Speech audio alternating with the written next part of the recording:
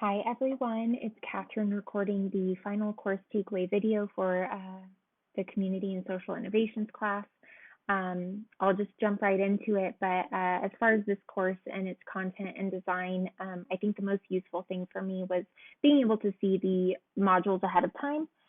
That really allowed me to make sure that I had a work, life, and school balance, which was really thanks to being able to see all of those modules and plan accordingly and work ahead when I wanted to so that I could have a little bit of extra free time. So thank you for that, Professor Price.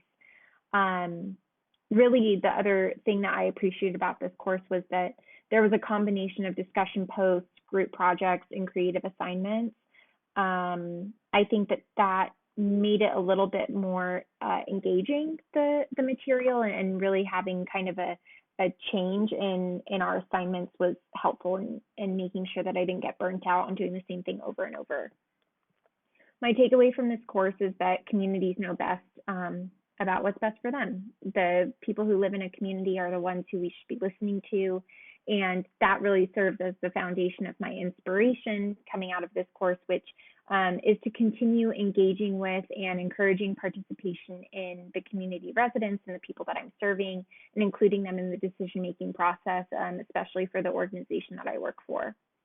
The only source of confusion that I had was discussion 8, which I think a lot of us can relate to. I personally thought that those two questions were just there to guide our discussion and our revisions for our group assignment. Didn't realize, of course, hindsight's 2020, but at the time didn't realize that those questions were needed. But thank you to Professor Price for giving all of us the opportunity to add those in and earn those points back. I really appreciate that. What was confirmed for me was that elected officials, government, those of us in the nonprofit sector even, and those who are in power are often guided by motives that are not truly what's best for the community. And I think that those of us in the nonprofit sector are definitely guilty of that. We're a lot of times guided by funding and not necessarily what we think or what the community thinks is best for the community or the populations that we're serving.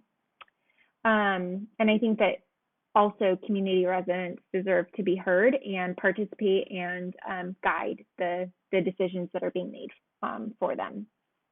What surprised me was the success that was demonstrated in the Dudley Street Roxbury documentary. I think that nicely tied together the theoretical framework of participatory practice into a real example that ended up being successful, and really seeing that entire process play out in the documentary was really nice to see, and was a great example of kind of how theories can successfully be applied in communities and achieve great things for the community.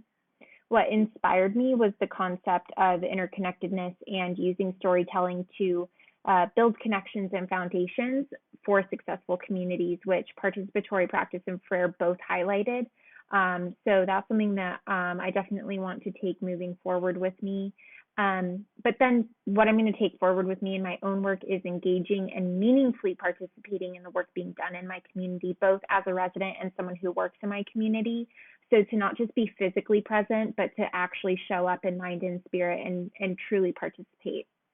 If given an opportunity, one topic that I would love to learn more about is to continue exploring examples of successful communities and innovations.